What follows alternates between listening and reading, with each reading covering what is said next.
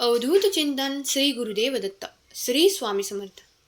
तुम्हा सगळ्यांचे आपल्या चॅनलवर मनापासून स्वागत आहे.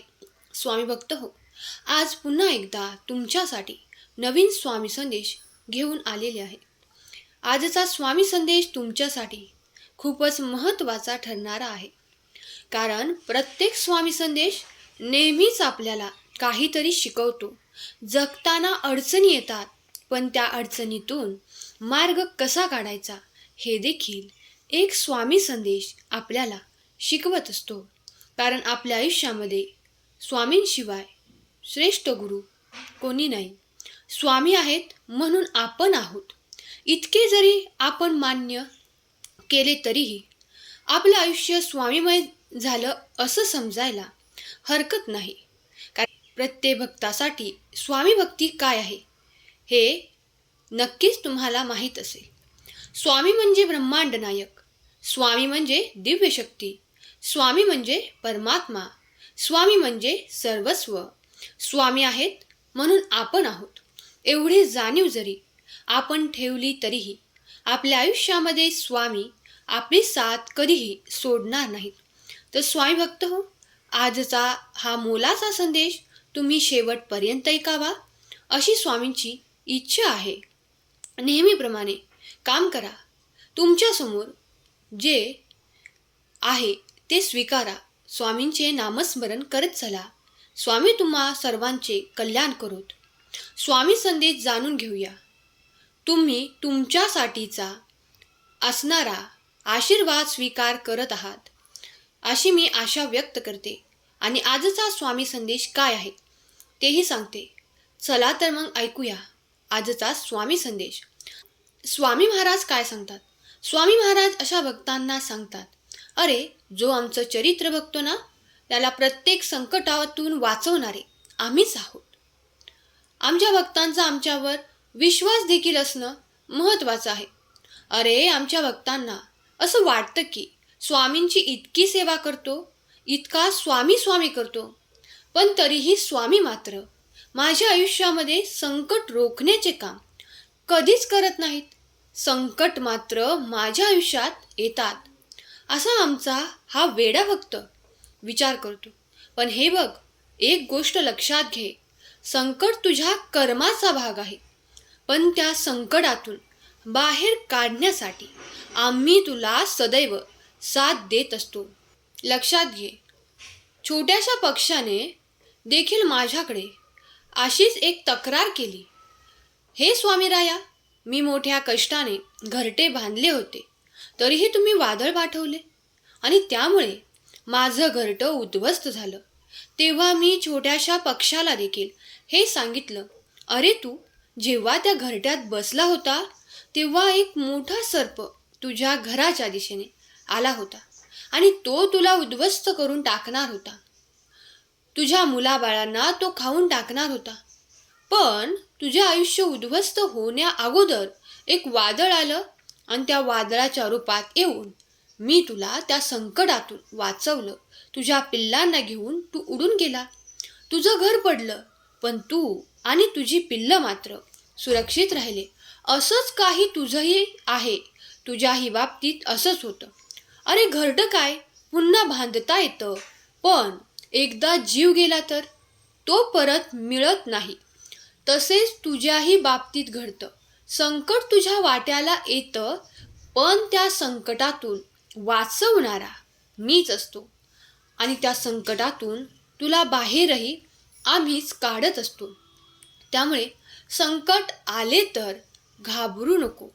कदाचित हे एक संकट तुला अजून पुढे जाण्याच्या उद्देशाने आलेले असेल असा विचार कर. आमच्यावर विश्वास ठेव. आमच्या शक्तीवर, आमच्या भक्तीवर कधीही संशय घेऊ नको. तुला जे करायचं आहे ते कर, पण विश्वासाने. अरे तुझी कर्म चांगली ठेव. तुझी कर्म चांगली असतील तेव्हा निश्चितच आम्ही कुठल्या ना कुठल्या रूपामध्ये तुला वाचवण्यासाठी येतच असतो. पण एक गोष्ट सदैव लक्षात ठेव, तुझ्यासमोर कितीही मोठं संकट आलं तरीही त्या संकटाला सामोरे जाताना तुझा हात आम्ही पकडलेला आहे हे मात्र विसरू नको.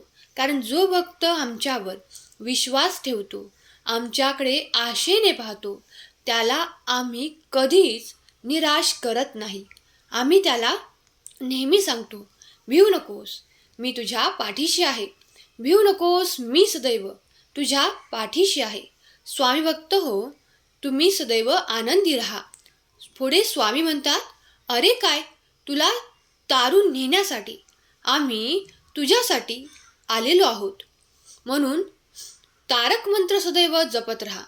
आणि तारक मंत्र म्हणजे नुसता मंत्र नाही, तर तुला प्रत्येक दुःखातून, प्रत्येक संकटातून आणि प्रत्येक वाईट प्रसंगातून तारून नेणार आहे. प्रचंड शक्तिशाली असा मंत्र आहे. ते आमचे वचन आहे.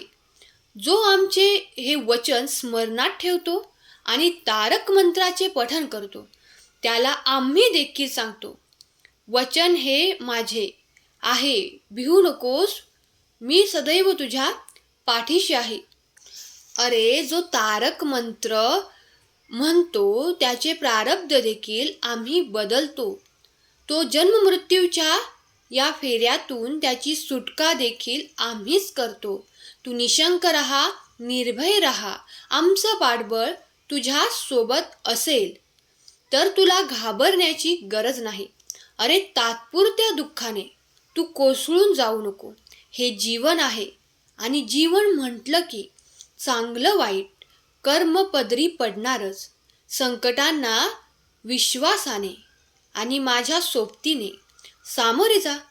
जेव्हा तू प्रत्येक संकटाला हसतमुखाने सामोरे जातो आणि मुखात माझं नाव ठेवतो, तेव्हा नक्कीच आम्ही तुझी मदत करण्यासाठी तत्पर असतो. अरे, जेव्हा तू आमची खरी खरी श्रद्धा करतो, आमच्यावर विश्वास ठेवतो, आमची भक्ती करतो, तेव्हा आम्हाला तुझ्यासाठी यावंच लागतं. आणि हो, स्वतःला एकटं समजू नको.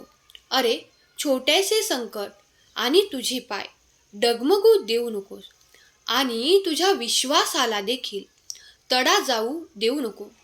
अरे, आम्ही ज्याला आपलंसं करतो अशा भक्ताचे कधीही अहित होत नाही.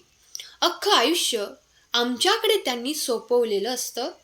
आणि जेव्हा तू तुझे आयुष्य आमच्याकडे सोपवलेलं आहे, तर तुला काळजी करण्याची गरज नाही.